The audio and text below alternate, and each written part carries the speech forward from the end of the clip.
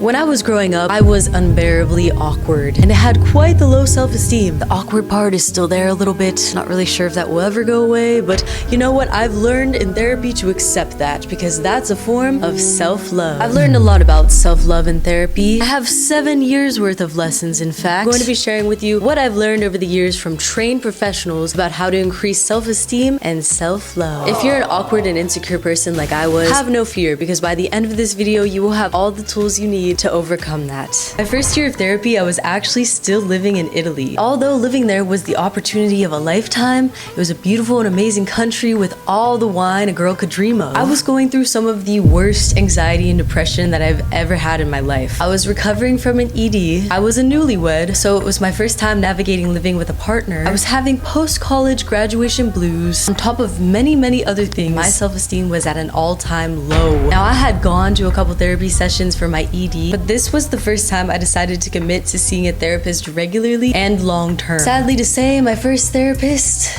we did not jive. And over the 7 years of therapy I've had in my life, this was probably the worst one. So it's safe to say, I didn't learn much this year. And although I didn't learn much, I will say the one thing I learned about myself this year was that I tended to put on a mask around other people. Like if I was in a bad mood, I would never let other people see that. And then I'd wonder when I got home why I was so exhausted every time I would socialize. And that's still something I'm working on, but it's just an example of how self-awareness can be so important and a great first step. Because I didn't even realize I was doing this. And let this be a constellation for you that if you get off to a bad start with therapy or anything in life, and if you ever get paired with a therapist that you don't click with, there's hope. Because the next year I got paired with one of the best therapists I have ever had in my life. After Italy, I moved to LA, which was the city of my dreams. I had always dreamed of living here. So you can imagine how much better my mental health and self-esteem got just to be able to live that out. However, a little while after living here, I was struck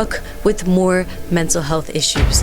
I ended up getting a divorce and I was dealing with some leftover anxiety and PTSD issues that I didn't even know I had. I won't go quite into detail about that, but it was something traumatic that I had experienced when I was in college. This made it really hard for me to want to leave my house. I was always scared that something bad was gonna happen. I didn't feel safe leaving my house, and then it started to turn into I didn't even feel safe in my house, which made me feel so abnormal and lowered my self-esteem because I kept wondering, what is wrong with me? Why can't I just be normal? Which caused me to want to try therapy again. Now, this therapist taught me so much about anxiety, where it comes from, who deals with it, and how to overcome it. I remember he taught me this method about visualizing negative thoughts as if they're coming from like a monster or your arch enemy or just somebody that wants you to fail. I remember I did this exercise where I drew out that person that was my arch enemy and I would write down all of the negative thoughts that I had and I'd picture that person saying them to me because I'm the type of person where if it's somebody that wants me to fail, I'm like, oh hell no, I'm gonna prove you wrong. You are not gonna get in my head and make me fail. So that exercise was super effective for me. And it helped me depersonalize my thoughts and made me realize that not every single thought you have is true. He also taught me things that can make anxiety worse, like substances such as coffee, alcohol, drugs. I remember for a whole month, I went completely without any substances. He also taught me methods like deep breathing patterns that will help calm down your anxiety. We did this thing called EMDR, which I won't get too much into in this video, but it's basically a technique that helps people recover and heal from trauma. But most importantly, he helped me boost my self-esteem because he taught me that anxiety does not define me. And it doesn't define you either, my friend. Although I made amazing progress this year, I was not prepared for the huge challenge I was about to face the next 2 years, which once again plummeted my self-esteem. And that huge challenge was...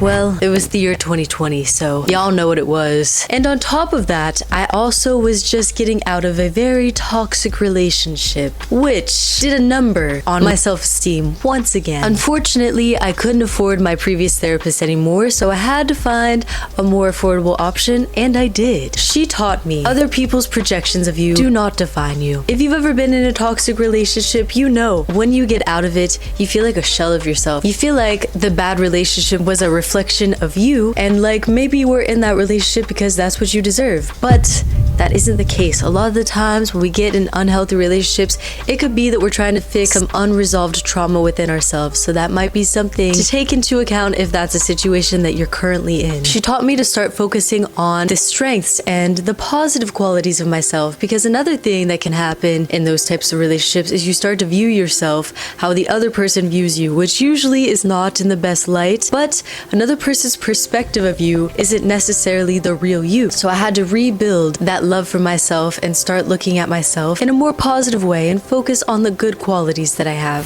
This one is pretty obvious, but the next thing is to remove people from your life that don't make you feel good about yourself. And finally, I learned how to reframe my thoughts, which was so helpful. An example of that is if I had a thought like, I can't trust anybody, I could reframe that and say, I can trust some people, which, speaking of trust, that brings me to some things that I didn't realize were more issues that I had. Trust issues. By year 6, I had built up my self-esteem quite a bit. However, still had a really hard time trusting people. And what does that have to do with self-love, you ask? Well, I realized that not only did I not trust other people, I didn't trust myself. And what I learned is when you don't trust somebody based off of a past experience that you had with a whole different person, and you're punishing that person for the old person's mistakes, that is actually a form of self-sabotage, which is the exact opposite of self-love. So trusting people that deserve it is actually so important for your own sake as well. That's why I learned to avoid extreme statements like that one I just said, I can't trust anybody. No, it's not an all or nothing type of deal. I also had this really bad habit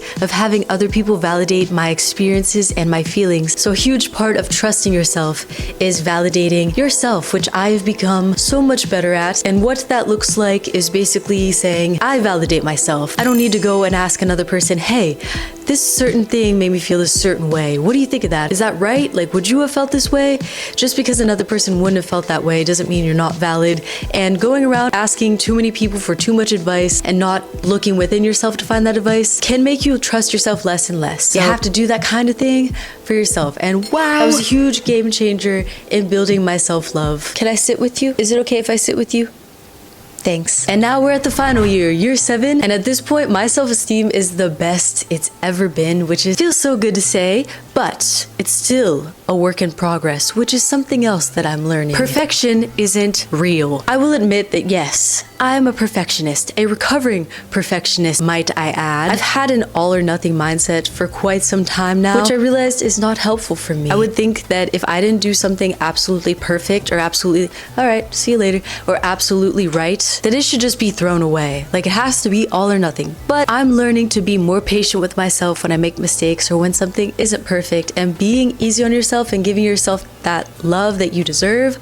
Woo, we all need that because we're humans, we're not robots, and we deserve some grace. Something that I didn't realize was very much negatively impacting me. I had a friend tell me when I was younger, fake it till you make it. And that helped me, or so I thought, for a long time. But it only helped me on the surface. It was kind of like putting a band-aid on something and not actually healing it. So what my therapist now has taught me is that I need to be honest with myself about where I'm at. Like, if I wake up one day and I'm not feeling the best, I can say, you know what? I'm not feeling absolutely amazing and confident today. However, I have proof that I've overcome this before. I know that I'm worthy. I know that I'm strong. I know that I'm freaking cool. That in itself just helps me so much. Just being honest with myself about how I'm feeling, validating my own feelings, like I just said, and moving forward with some positive thinking. The transformation I've made over the years is something that I never thought could be possible. I really used to think I'm just gonna be one of those awkward, insecure girls forever. I'm never gonna be able to make progress with this. I'm just stuck this way. And just to review some key points here, I first had to get self-aware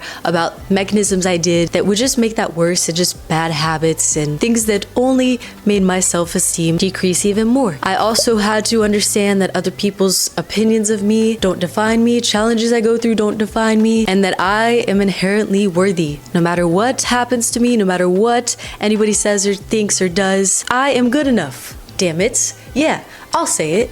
And you should say it too. Let's say it together. I am good enough. Damn it.